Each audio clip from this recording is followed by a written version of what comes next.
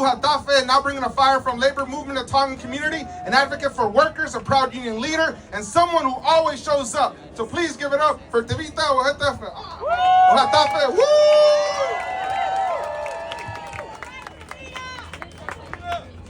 How about a round of applause for all of y'all in this heat? I understand. I work outside just like all of y'all. Let me take this off because I want to see this crowd.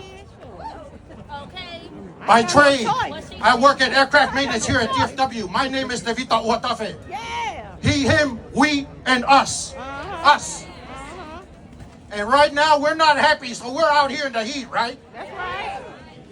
And because we are here at a campus, and fun fact, 90% of people under the age of Americans under the age of 30 think positive of steward. So we're going to myself as the shop steward real quick so I can educate the workers as to how this gerrymandering actually helps us. Huh? It doesn't help us. Oh. It doesn't help us right now. Right now, just like, and our governor.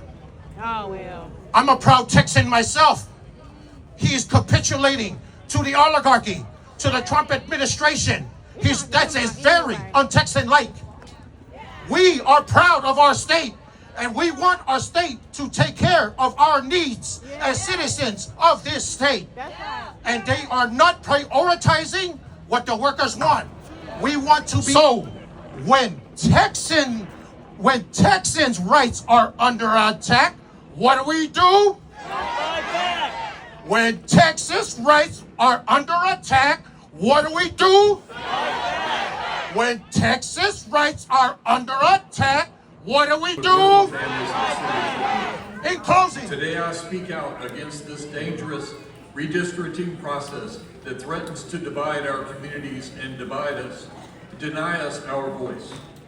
In 2021, redistricting was done after the 2020 census.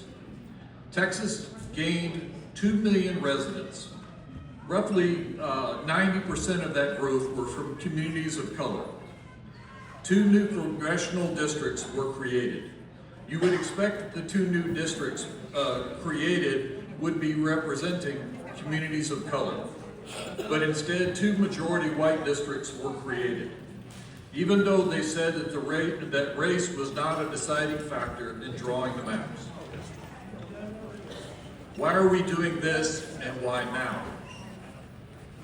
There has not been a new census showing a change in population of the current districts that would create the need to redistrict again.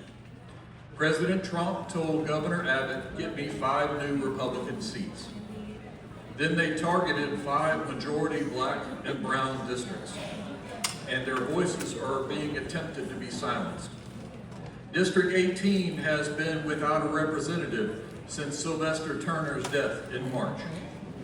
An election should have been scheduled right away, but instead, it is not until November. And runoffs are likely with the potential of more than a year without representation. Residents in a district should have common interest. Rural areas have the interest in the farm bill. Urban areas in mass transit and jobs. Districts need to have a representative who lives in their district, who knows their district, what their district needs. Representative Mark Vesey lives in District 33. He knows what his constituents need, and he gets things done. And he's been a great advocate for workers. When a district with a community of color is gerrymandered, it often is stretched out more than 100 miles in a rural area, and urban voices are rarely heard in such a large rural district. Do not silence the voice of communities of color with unnecessary redistricting. Please vote against redistricting in the middle of the decade. So I ask you, stand with Texans, stand for fair maps, and put Texans first, not Trump politics. Thank you. Thank you. Redistricting is meant to ensure fair representation, not insulate incumbents through political engineering. Yet we see taxpayer dollars being spent on consultants and lobbyists just to protect or gain seats, not to serve communities. Is that good government efficiency, or is that just electioneering, fraud, waste, and abuse? As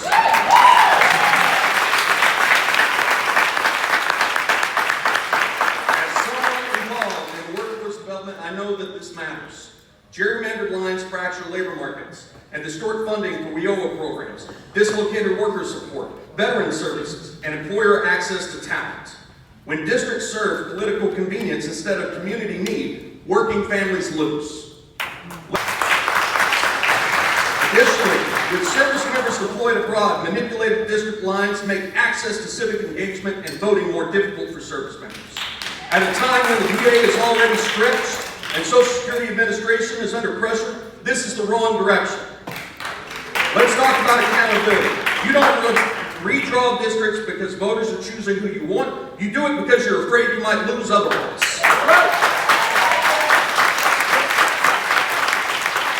I wanted to call it, the new DEI. Districts engineered for incumbents, but this isn't what this is. This is districts engineered for insurrectionists.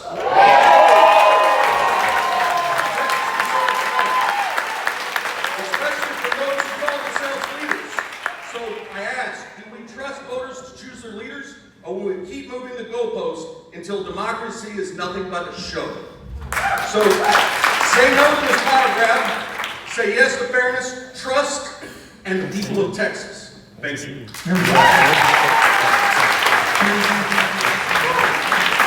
I'm paraphrasing the Declaration of Independence here, but I want to point out that the consent cannot be given if the voices of the governed are silenced.